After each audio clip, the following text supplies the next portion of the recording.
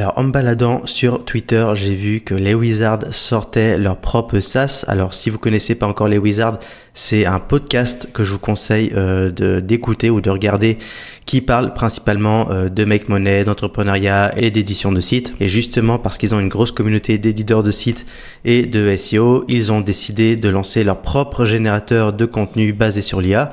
Alors au début, je me suis dit encore un outil de rédaction IA comme il en existe des dizaines voire des centaines sur le marché. Mais en regardant la vidéo de Franck qui est juste là, je me suis dit pourquoi pas jeter un œil. Et en vrai, ça a l'air quand même assez prometteur. Donc je me suis dit on va tester tout ça. Donc nous voici sur l'interface de Wizwind et comme vous le voyez, mon interface est vide. Donc comme vous, je découvre cet outil. Alors premier point positif, c'est que l'on est guidé pour paramétrer notre compte. Donc ça nous explique que la première étape, ça va être de créer un projet. Ensuite, on va devoir connecter notre site WordPress. On va également pouvoir créer un persona, ça c'est super intéressant. Et on va également enfin pouvoir générer nos contenus. Alors petit point négatif par contre, alors c'est pas bien grave, mais là vous voyez évidemment, vous allez devoir indiquer le nom de votre projet ainsi que l'URL de votre site, mais ça nous demande également donc d'ajouter nos personas et de connecter notre compte WordPress. Donc c'est en fait des étapes qui sont à faire préalablement. Donc on va déjà commencer à connecter notre compte WordPress. Donc moi je vais mettre mon site principal Digitiz. On va mettre l'URL, identifiant. Alors pour trouver les identifiants de compte WordPress, en fait il faut aller ici dans compte, vous allez dans tous les comptes. Vous allez ensuite sur votre profil. Donc on clique sur modifier et en fait c'est ici tout en bas que vous allez retrouver mot de passe d'application. Donc nous on va nommer notre mot de passe Wizwind, donc comme l'outil. Après vous pouvez mettre autre chose évidemment. On va ajouter un mot de passe d'application. Ok, donc ça vous le copiez bien. Donc ça y est, mon WordPress est connecté à Wizwind. Alors j'avais eu un petit message d'erreur parce qu'en fait pour l'identifiant il faut bien mettre l'identifiant de votre profil et non pas l'identifiant de l'application ici. Donc voilà, c'est peut-être aussi quelque chose qui devrait être précisé dans Wizwind. Donc maintenant que ça c'est fait, on va maintenant passer à la création de notre persona. Alors là c'est sympa, je découvre en même temps vous, mais ils ont même fait des petites icônes pour représenter les différents personas. Donc nous par exemple, on va choisir celui-ci. On peut mettre un nom, c'est pas obligé, moi je vais mettre entrepreneur. Parce que c'est le type de persona que je cible avec mon site. Ensuite, vous pouvez pré-remplir, ça aussi c'est vachement cool. Vous pouvez donc soit pré-remplir avec l'IA ou vous pouvez décrire manuellement votre type de persona. Bah, nous, on va pas s'embêter, on va pré-remplir directement avec l'outil. Donc là, ça nous demande d'insérer le texte à analyser à partir duquel vous souhaitez générer le style. Donc là, je viens de copier-coller le texte d'un de mes articles existants. Il y a le sommaire par contre qui s'affiche, donc ça, on va quand même l'enlever. Voilà, on va faire générer le style. On clique ensuite sur enregistrer. Donc là, maintenant, on a notre site qui est connecté. On a créé notre persona, donc on va pouvoir enfin créer notre projet. Donc on clique à nouveau sur créer un projet. On va nommer notre projet Digitiz. On va remettre notre site internet. Persona, donc maintenant on peut choisir notre persona qui s'appelle Alexandre, je sais pas pourquoi. Ensuite connexion WordPress, on sélectionne notre site. Catégorie par défaut, je vais le laisser parce que ça je préfère choisir par moi-même. Et auteur par défaut, bah, je vais mettre moi-même. Donc voilà, je clique sur ajouter. Donc là maintenant je pense qu'on va pouvoir commencer à créer des articles. Alors on voit ici qu'il y a plusieurs modes de rédaction. Alors le premier mode c'est l'autopilote. Alors ici, en fait, vous pouvez, comme sur TextBulker, si vous connaissez déjà, indiquer plusieurs sujets à la suite et vous pouvez également ajouter des sources. Donc ça, c'est également très intéressant si, par exemple, il y a certains sujets qui demandent un petit peu de recherche. Donc par exemple, je sais pas, vous mettez, vous faites un sujet sur les meilleurs outils SEO. Vous allez également indiquer d'autres sources qui parlent de ce sujet.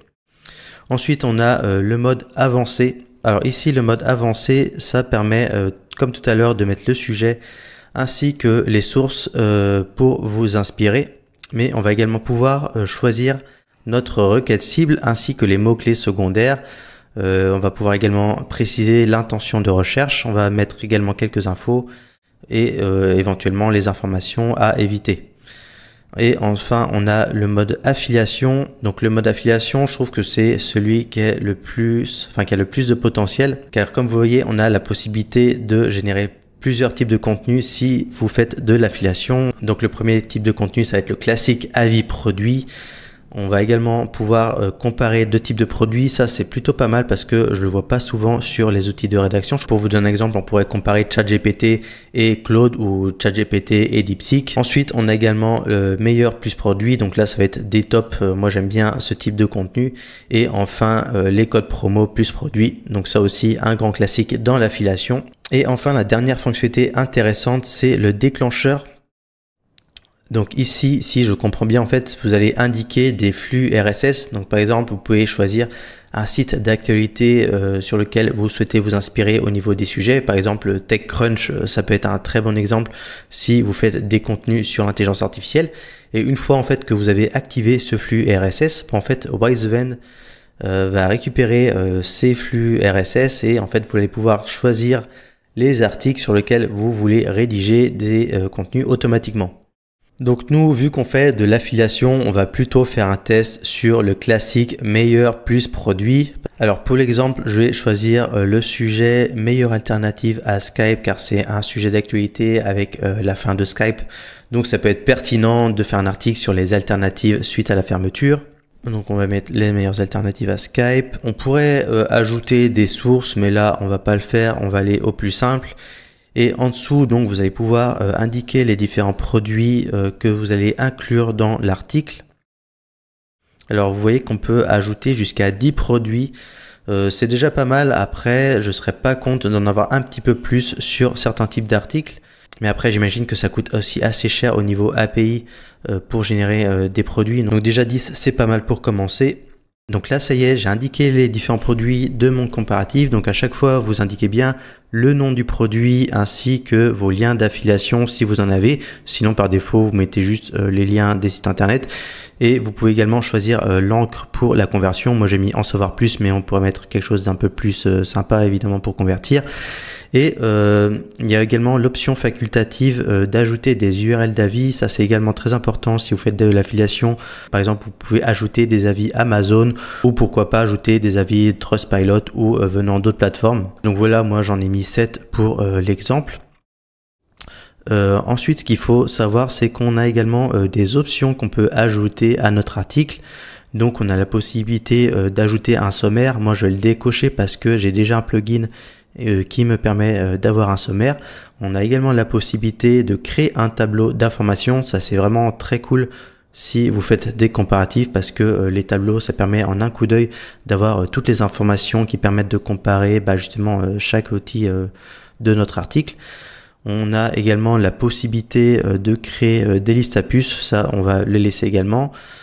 Ensuite, vous pouvez également insérer des liens pour réaliser une conversion. Donc ça, je pense que c'est les liens qu'on a indiqués ici pour l'affiliation. Donc ça, on va le laisser, mais on pourrait très bien l'enlever si on le voulait. Les sources externes, ça peut être bien aussi pour ajouter de la crédibilité pour notre article. Là, ici, je vois pas forcément l'intérêt d'en mettre, mais on pourrait éventuellement si on le souhaiterait. L'image de couverture, donc ça va être sûrement donc ça on peut le configurer également. Par contre, ce qui est dommage, c'est qu'on voit pas quel est le modèle derrière. Je pense que ce serait bien qu'ils ajoutent cette fonctionnalité. Peut-être que c'est prévu. Par contre, attention, ça coûte 0,5 de crédit en plus, sachant que un crédit ça correspond à un contenu généré. On va parler des tarifs tout à l'heure, mais vous allez voir que c'est pas forcément donné. Donc moi, je vais le décocher parce que j'ai déjà un style d'image que je préfère utiliser pour mon site. Donc on a également la possibilité d'ajouter des liens internes sur notre page. Là, je vais laisser par curiosité pour voir ce qu'il est capable de mettre comme lien sur l'article. Donc au niveau du style, on peut mettre des mots en gras ou pas. On peut également ajouter une FAQ, ça c'est plutôt pas mal pour certains comparatifs. Là ici encore une fois, c'est pas forcément pertinent je pense par rapport à l'intention de recherche. Et enfin, on a la possibilité de générer un audio, ça peut également être intéressant et donner une valeur ajoutée à votre article. Par contre, encore une fois, ça coûte un crédit supplémentaire. Donc à voir si ça vaut vraiment le coup ou pas. Mais moi en général je préfère quand même mettre des vidéos YouTube pour compléter les comparatifs parce que je trouve que c'est plus sympa et ça donne plus de vie à l'article, alors qu'un audio ça sonne souvent un petit peu robotique. Donc moi je vous conseille pas forcément de le mettre pour vos articles. Donc là je pense qu'on est plutôt pas mal. Donc on va générer notre article et là on voit le coût total. Donc ça, faites bien attention à le surveiller. Donc voilà, on génère l'article. A few moments later. Donc ça y est, enfin, après quelques minutes, notre article est enfin généré. Donc ça a mis un petit peu de temps, mais d'un autre côté, je trouve que c'est un petit peu rassurant parce que j'ai remarqué qu'avec d'autres outils de génération d'articles, quand ça allait un peu vite, j'étais très souvent déçu de la qualité. Donc là, on va voir ce que ça nous a donné. Donc première chose intéressante, c'est que vous voyez qu'on a un éditeur qui est directement inclus dans l'outil. Donc si jamais vous souhaitez apporter des modifications, vous pouvez directement le faire ici. Donc c'est le même type d'éditeur que vous avez sur WordPress. Alors au niveau du contenu, ça a l'air vraiment plutôt pas mal. Par contre l'intro, c'est vrai que j'aurais dû préciser avec des sources, mais on n'a pas forcément la référence avec l'actualité que Skype a récemment fermé. Enfin en tout cas que la fermeture est prévue pour bientôt. Donc ça, je le modifierai moi-même. Mais en même temps là, c'est de ma faute. Ensuite, on a un résumé du classement. Donc c'est bien, ça nous fait un petit récap qui explique que Skype est un pionnier de la communication en ligne, blablabla. Donc au niveau de la mise en page, on retrouve les mots en gras. Et enfin, on a directement notre contenu. Donc là, vous voyez que ça respecte bien les produits que l'on a indiqués et on a même une petite note à côté pour donner un score. Au niveau du contenu, je trouve que c'est vraiment pas dégueulasse. Honnêtement, c'est même plutôt bon par rapport à ce que j'ai l'habitude de voir avec d'autres outils ou par rapport à des rédacteurs de Madagascar ou du Bénin. Donc vraiment propre. Et là, ce qui est cool, c'est qu'on retrouve un tableau avec les avantages et inconvénients de Google Meet. Donc là, encore une fois, je trouve que c'est vraiment ultra pertinent et ça ajoute vraiment de la valeur ajoutée à notre article. Donc voilà, on retrouve la même chose pour chaque outil que l'on a indiqué. Donc c'est vraiment propre et quelque chose qu'on pourra exploiter. Donc ensuite, à la fin du listing, on a un comparatif des produits avec un paragraphe qui résume un petit peu comment choisir le type d'outil. Et ce qui est bien, c'est que vous voyez, il m'a également retrouvé des liens, enfin des articles de Digitiz et qui sont pour le coup vraiment pertinents. Là, par exemple, il met un lien vers mon article sur les 12 meilleurs logiciels de visioconférence professionnelle. Donc on est complètement dans ce sujet, alors que des fois avec d'autres outils, c'est à côté de la plaque, mais là je sais pas comment ils ont fait, mais c'est vraiment top au niveau du maillage. Là aussi, ils ont mis un comparatif complet qui pointe vers ma page catégorie comparative, donc c'est plutôt pas mal. Et là on retrouve un tableau comparatif mais qui résume les solutions de manière globale avec encore une fois chaque solution avec leurs avantages et inconvénients. Alors par contre je sais pas pourquoi elle a mis certains mots en gras et d'autres non, donc ça on l'enlèvera. Donc peut-être aussi quelque chose à optimiser du côté de VoiceBand, mais en tout cas de manière globale c'est vraiment très très propre. Alors ici à droite vous voyez également un récapitulatif de notre article avec un score SEO qui est donné de 0 à 100. Alors là, ce serait bien également de savoir à partir de quoi il se base pour donner ce score, mais c'est quand même plutôt sympa en tout cas d'avoir cette information. Ensuite, on a également les statistiques avec la meta title, la meta description. Donc là, on voit que l'on dépasse un petit peu, donc il faudra l'optimiser par nous-mêmes. Ensuite, on a également le nombre de mots total de l'article. Donc là, on est déjà à 1600 mots, ce qui est quand même plutôt conséquent. Donc ça encore, c'est un gros point positif pour cet outil. Et là donc on a un résumé du nombre des liens internes, on a également les liens externes que l'on a indiqués. Là ici on a la fréquence des mots-clés, ça je pense que c'est issu d'un outil d'optimisation sémantique. Sur l'onglet de contenu ici on va pouvoir donc justement ici modifier notre meta title ainsi que notre meta description. Donc moi je vais mettre quelque chose d'un peu plus court. À la fin de Skype, cette alternative pour vos appels vidéo. La meta description a l'air plutôt pas mal donc je vais la laisser. L'URL, donc ça c'est le permalien que vous souhaitez dans votre article. Moi je vais juste mettre alternative Skype. Et là je découvre également qu'on peut ajouter un post de réseau social. Alors ça je savais pas également que c'était une fonctionnalité incluse dans l'outil. Oula, donc j'ai cliqué sans faire exprès et ça me génère un post. Donc j'imagine en fait que c'est une génération de description pour partager sur vos réseaux sociaux. Après, j'ai pas l'impression que ça nous demande les liens de nos réseaux sociaux. Donc peut-être qu'à l'avenir on va pouvoir connecter nos réseaux sociaux à VoiceBand. Et on a également la possibilité d'ajouter un podcast. Donc ça, je pense que c'était le fichier audio que l'on nous demandait de générer lors de la configuration de l'article. Ici, on retrouve les informations de notre brief. Donc voilà, rien de particulier. Et donc là, pour publier notre article, vous voyez que l'on peut choisir donc le site internet que l'on a configuré tout à l'heure. On peut également ajouter la catégorie, donc moi je vais mettre comparatif, l'auteur WordPress, donc c'est moi par défaut. Donc le type de publication par défaut, c'est en brouillon, c'est ce que je recommande également si par exemple vous avez de la mise en page à faire sur votre site. Mais vous pouvez tout à fait publier directement ou programmer votre publication. Donc voilà, nous on va mettre en brouillon directement. Donc là on est dans le back office de mon WordPress et vous voyez bien que l'article que l'on a généré est bien dans l'espace brouillon de mes articles. Donc moi je vais faire quelques modifications pour la mise en page et si vous voulez voir le résultat, je vous mettrai l'article en description. Ok, maintenant qu'on a vu comment fonctionnait la génération des articles, on va parler des prix de WiseWand.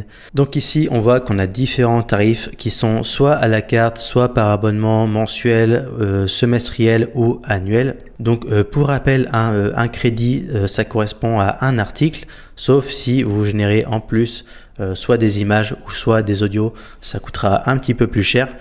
Mais globalement, vous voyez qu'un crédit, donc ça coûte entre 2,5 et 1,5 €.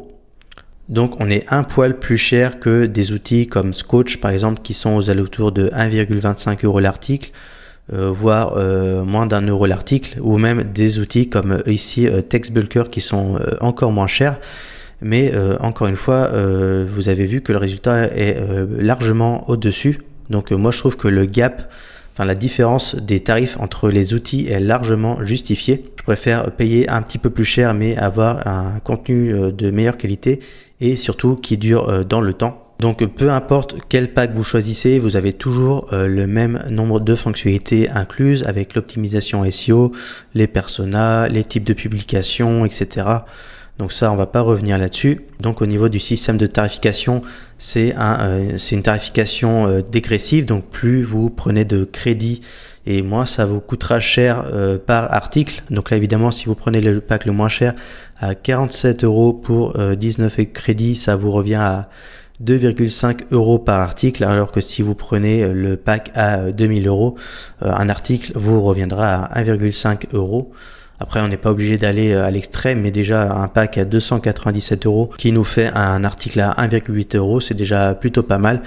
Et après, on a également des abonnements, comme je vous disais tout à l'heure. Donc là, ça va dépendre de quel système vous préférez. Par exemple, si vous publiez régulièrement des articles, peut-être qu'un abonnement, ça vaut le coup. Mais si vous avez plutôt des besoins ponctuels, je vous conseille plutôt de prendre un forfait à la carte. Donc voilà au niveau des tarifs et si vous êtes gentil, je vous mettrai également un code de réduction dans la description de cette vidéo. Donc en tout cas, moi je suis largement satisfait de cet outil. C'est vraiment une très bonne surprise, surtout par rapport à d'autres outils que j'ai déjà testés comme notamment Skotch où je vous ai montré les tarifs et également Textbulker. Là, on est vraiment un cran au-dessus au niveau de la qualité. Même si ça coûte un peu plus cher, vous avez déjà tout le contenu qui est généré de manière automatiquement avec la bonne mise en page, les avis, les liens affiliés, les tableaux avec les avantages et inconvénients. Enfin, vous avez vraiment tout qui est déjà mis en forme. Donc ensuite, vous aurez juste à faire quelques petites modifications et à publier directement. Donc ça vous fera vraiment gagner un temps fou. Donc voilà, n'hésitez pas à tester. Dites-moi ce que vous en pensez également de votre côté. J'espère que cette vidéo vous a donné envie en tout cas de l'essayer. Et moi, je vous dis à bientôt.